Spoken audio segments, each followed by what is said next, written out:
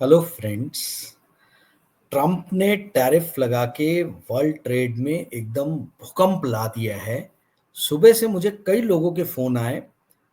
लोग यही जानना चाहते हैं कि ये नंबर्स जो हैं, जैसे इंडिया के ऊपर में 27% का रेसिप्रोकल टैरिफ लगाया गया है, चाइना पे 34% का लगाया गया है, यूरोपियन यूनियन पे 20% का रेसिप्रोकल टैरिफ लगाया गया है।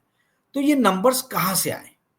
बड़े आनंद फानन में ये वीडियो बना रहा हूँ। आप लोग को पता है कि कई दिनों से बीमार रहने के कारण और व्यक्तिगत कारणों से पिछले 15-20 दिनों से मैंने वीडियो कोई बनाया नहीं था। आई होप ये आपको इंटरेस्टिंग लगेगा वीडियो, क्योंकि ये थोड़ा यूनिक है।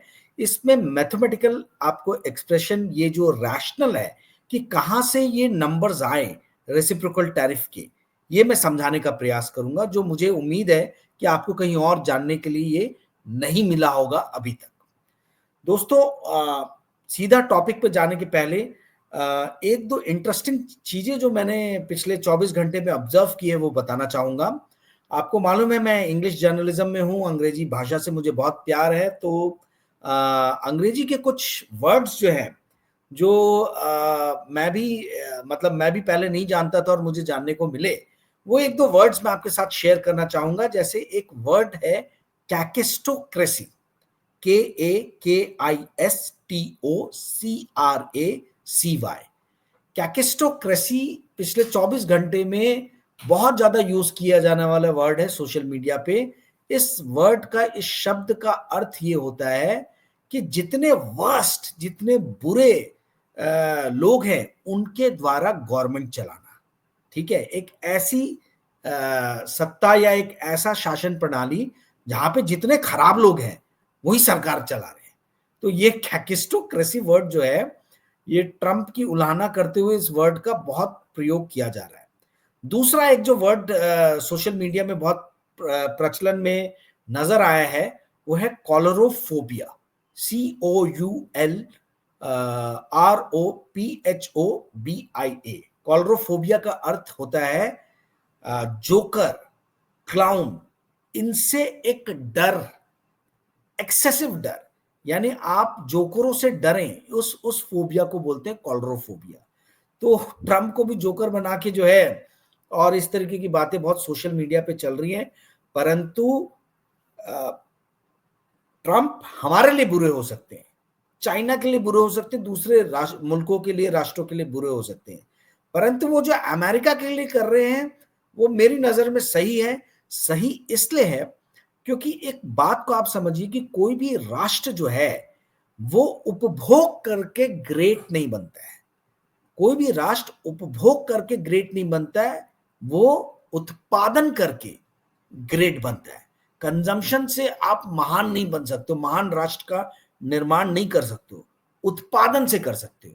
और इसलिए आप देखेंगे कि विश्व में जब भी महाशक्तियां हुई हैं, वो महाशक्तियां प्रोडक्शन का सबसे बड़ा सेंटर रही हैं। चाहे वो ब्रिटेन हो 18वीं शताब्दी में, चाहे 19वीं शताब्दी में आपका अमेरिका हो 19वीं 20वीं शताब्दी में, या अभी के काल में चाइना हो। तो ट्रंप जो है वो यही चाह रहे हैं कि जितनी मैन्युफैक्चरिंग फैसिलिटीज है जो अमेरिका से बाहर चली गई हैं, उनको वापस लाया जाए, ताकि वहां के जो मिडिल क्लास लोग हैं उनको नौकरियां मिले। अमेरिका में भी मिडिल वाइट जो लोग हैं उनके बीच में बेरोजगारी जो है वो बहुत ज्यादा है, और यही क्लास जो है ये डोनाल्ड ट्रंप का सबसे बड़ा वोटर है। अमेरिका की इकोनॉमी के बारे में मैं आपको बताऊंगा। पहले मैं जरा ये मुद्दा जो है उस पर बात कर लूं, जो कि ये नंबर्स कहां से आए। तो देखिए, जो इसमें फॉर्मूला लगाया गया रेसिप्रोकल टैरिफ निकालने के लिए, वो है trade deficit divided by import from that country. India का एग्जांपल लेके मैं आपको समझाता हूं मैं क्या कहना चाह रहा हूं। इंडिया और अमेरिका के बीच में जो लास्ट ईयर, पिछले वर्ष जो टोटल ट्रेड हुआ था, वो हुआ था $129.2 बिलियन का। इस $129.2 बिलियन में इंडिया ने जो एक्सपोर्ट किया था अमेरिका को, या अमेरिका ने जो इंडिया से इंपोर्ट किया था, वो था $87.4 बिलियन का। और वहीं 41 पॉइंट समथिंग बिलियन डॉलर जो है वो अमेरिका ने इंडिया को एक्सपोर्ट किया था। तो जो टोटल ट्रेड डेफिसिट आया, किसका? अमेरिका का, क्योंकि अमेरिका ने इंपोर्ट ज्यादा किया, एक्सपोर्ट कम किया, तो ट्रेड डेफिसिट बना। तो जो अमेरिका का ट्रेड डेफिसिट इंडिया के साथ में था, वो था 45.7 बिलियन डॉलर का। तो मैंने जो फॉर्मूला आपको बताया, trade deficit divided by total import, तो ट्रेड डेफिसिट क्या हुआ इंडिया के साथ में अमेरिका का? 45.7 डिवाइडेड बाय टोटल इंपोर्ट क्या रहा है अमेरिका का इंडिया से? 87.4। तो नंबर क्या आया? नंबर आया, आप इसको डिवाइड कर लीजिए, नंबर आएगा 50.522 करके, ठीक है। इसको परसेंटेज में कन्वर्ट किया गया तो ये आया 52% के आसपास। उसको 2 से डिवाइड कर दिया, जो फैक्टर लिया है वो 2 का फैक्टर लिया है, तो 52 को 2 से डिवाइड किया तो क्या आया? 26। 26 में 1 ऐड कर दो, यानी जो भी 2 से डिवाइड करके नेक्स्ट नंबर, जो भी नंबर आ रहा है उसका नेक्स्ट नंबर ले लो, वो है आपका रेसिप्रोकल टैरिफ। एक और एग्जांपल देके मैं आपको समझाता हूं। चाइना के साथ में यूएसए का सबसे ज्यादा ट्रेड डेफिसिट रहा है। चाइना से इनका जो ट्रेड डेफिसिट लास्ट ईयर था वो था 295.4 बिलियन डॉलर का, और जो चाइना से इन्होंने टोटल इंपोर्ट किया था वो था 438.9 बिलियन डॉलर का। तो जब 295.4 को आप 438.9 से डिवाइड करोगे तो नंबर मिलेगा 67। 67%। 67% को 2 से डिवाइड करो, क्योंकि फैक्टर 2 का लिया है, तो क्या आता है? 33.5। तो 33.5 तो डेसिमल नंबर है, हमको डेसिमल नंबर नहीं चाहिए, तो 33.5 का नेक्स्ट पूरा नंबर क्या हुआ? 34। तो 34% का टैरिफ जो है वो चाइना पे लगाया गया।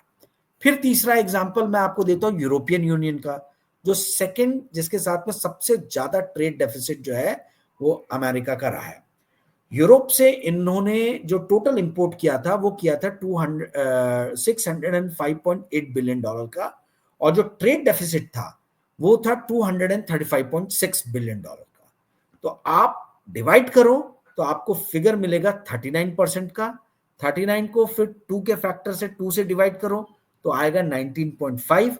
19.5 डेसिमल है, उसके बाद का जो नेक्स्ट पूरा नंबर है वो क्या है? वो है 20। तो यूरोपियन यूनियन के ऊपर में रेसिप्रोकल टैरिफ लगा 20 का। ऐसी जापान के साथ में इनका ट्रेड डेफिसिट था 68 बिलियन डॉलर का, टोटल इंपोर्ट था 148 बिलियन डॉलर का, डिवाइड किया तो नंबर आया 46, आपने 2 से उसको डिवाइड किया तो आया 23। 23 का नेक्स्ट यानी +1 कर दो तो आता है 24। तो 24 जापान का रेसिप्रोकल टैरिफ जो डिसाइड हुआ वो 24 हुआ। अब ये देखिए, मैंने आपको मैथमेटिकल एक्सप्रेशन बताया है कि कैसे ये लोग इस नंबर पे आए हैं, क्योंकि ये नंबर्स आ गए, लोगों को समझ में नहीं आ रहा कि ये नंबर्स का निर्धारण कैसे हुआ है। तो आप लोगों को समझाने के लिए मैंने ये चीज को बताया, और मुझे उम्मीद है कि ये शायद कहीं आपको सुनने को भी ना मिले, तो कि ये नंबर्स रेसिप्रोकल टैरिफ कैसे डिसाइड हुए, इसके लिए मैंने ये यहां से शुरुआत की। अब coming back to the main point, मुद्दा, कि अमेरिका ने ये क्यों लगाए रेसिप्रोकल टैरिफ। देखिए क्या हुआ है, 2000 में 2001 में चाइना की एंट्री हुई WTO में। 2000 से लेके 2000 से लेके 2025 के पहले तक, यानी 2024 के एंडिंग तक, अमेरिका ने करीबन 14 से 15 ट्रिलियन डॉलर का ट्रेड डेफिसिट झेला है। यानी अमेरिका ने लगभग 15 ट्रिलियन डॉलर माल ज्यादा लिया है विश्व से, रेस्ट ऑफ द वर्ल्ड से, विश्व से ज्यादा माल की खपत की है। तो यानी 15 trillion dollar extra payment world को ट्रेड के मामले में एक्स्ट्रा पेमेंट किया गया है। तो अमेरिकन पॉलिटिशियन, खासतौर पर डोनाल्ड ट्रंप और उनके सपोर्टर्स का मानना है कि हम जो है हम वो ज्यादा उपभोग कर रहे हैं। हमारा जो ट्रेड डेफिसिट 2000 से लेके 2025 तक के बीच में जो टोटल ऐड होते हुए क्यूमुलेटिवली आया वो 15 ट्रिलियन डॉलर के आसपास का रहा है। तो हम तो इस तरीके से दुनिया को रईस बनाने में लगे हैं, हम उनसे माल खरीद रहे हैं, वो हमसे कम माल खरीद रहे हैं। तो ये तो एक तरीके से गलत है। तो और कोई भी राष्ट्र जो है, जैसे मैंने शुरू में बताया कि ज्यादा उपभोग करके महान राष्ट्र नहीं बना है, उत्पादन करके बनाए। तो अमेरिका ने कहा कि भाई ये हमारा काम नहीं है कि हम चाइना को, वियतनाम को, इंडिया को जो है वो रईस बनाए और उन कंट्रीज को जो है उन कंट्रीज में बिजनेसमैन हमारे दम पे रईस बने। ये जिम्मेदारी हमारी नहीं है। वहां पे रोजगार सृजन करने की जिम्मेदारी वहां की सरकार की है, ना कि अमेरिकी सरकार की है। तो ये काम जो है अब नहीं होगा। अब जितने भी मैन्युफैक्चरिंग बेस जो अमेरिका से बाहर गए, क्यों बाहर गए? क्योंकि अमेरिका में लेबर कॉस्ट बहुत ज्यादा था। ठीक है, तो जितने भी अमेरिका की बड़ी बड़ी कंपनीज है, जैसे नाइकी का एग्जांपल दे रहा हूं, नाइकी ने वियतनाम, बांग्लादेश, ये सब कंट्रीज में जहां लेबर कॉस्ट बहुत कम है वहां पे अपनी फैक्ट्री सेटअप की। वियतनाम का आप समझ लीजिए मतलब 20 से 25% जो जीडीपी का है वो अमेरिका को एक्सपोर्ट करके ही आता है, हेविली डिपेंडेंट ऑन अमेरिका। तो ये नाइकी हो गया और दूसरी कंपनीज हो गई, इन्होंने वियतनाम में बेस खोले।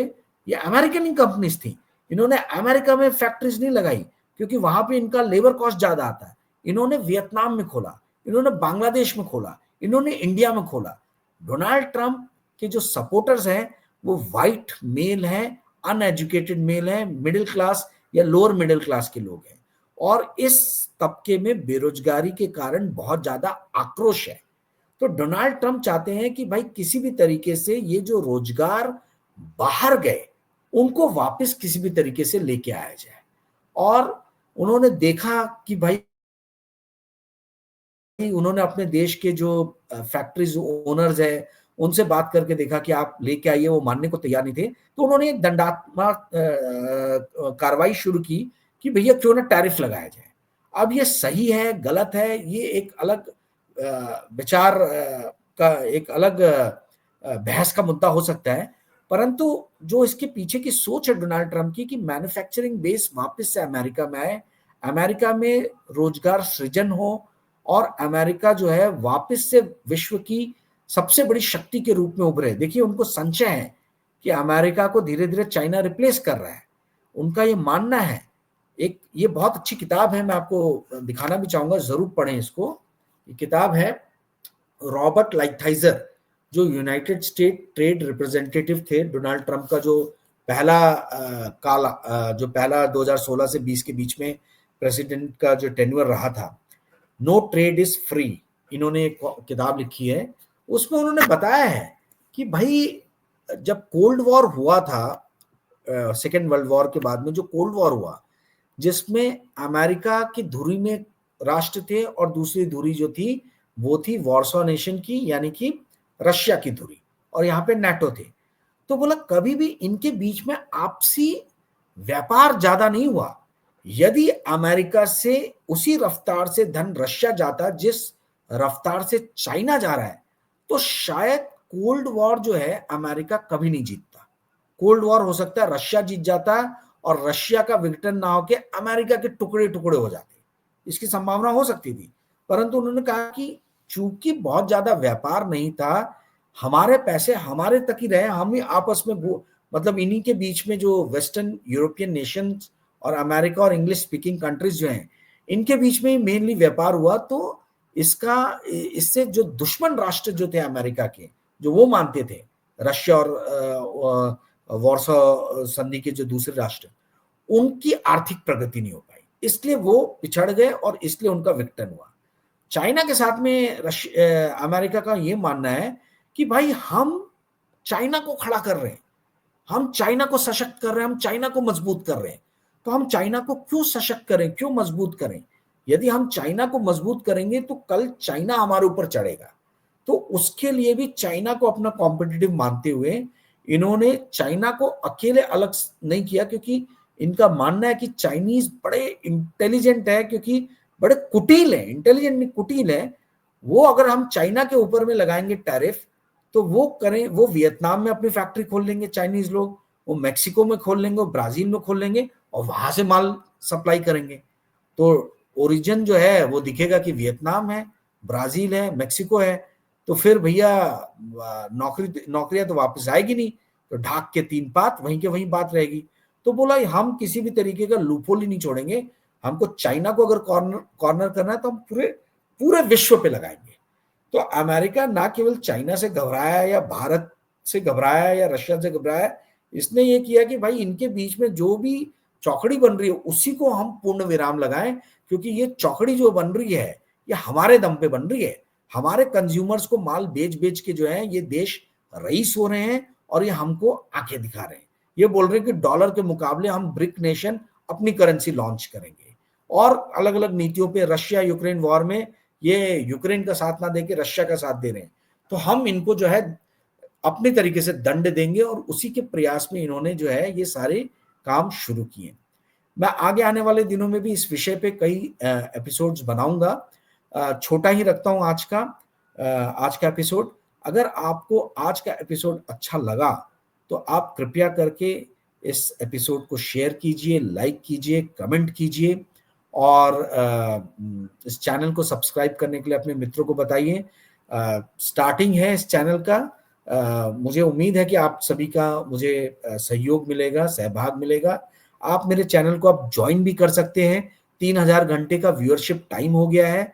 ज्वाइन करने से जो है आने वाले दिनों में कुछ रिसर्च रिपोर्ट्स बना के मैं जिन लोगों ने मेरे चैनल को ज्वाइन किया है उनको मैं जियोपॉलिटिकल, पॉलिटिकल, इकोनॉमिक, फाइनेंस इसके ऊपर मैं रिसर्च रिपोर्ट्स बना के भी आगे आने वाले दिनों में दूंगा, जब मेरे ज्वाइनिंग मेंबर्स जो हैं वो 500 के ऊपर चले जाएं, ताकि मुझे उतनी मेहनत करने के लिए जो है एक फाइनेंशियल सपोर्ट आप लोगों से मिल सके। आई होप आज का एपिसोड आपको अच्छा लगा होगा। Thank you. एंड 2-3 दिन के अंदर में इस विषय पे मैं और एक एपिसोड बनाऊंगा। Thank you. Good night.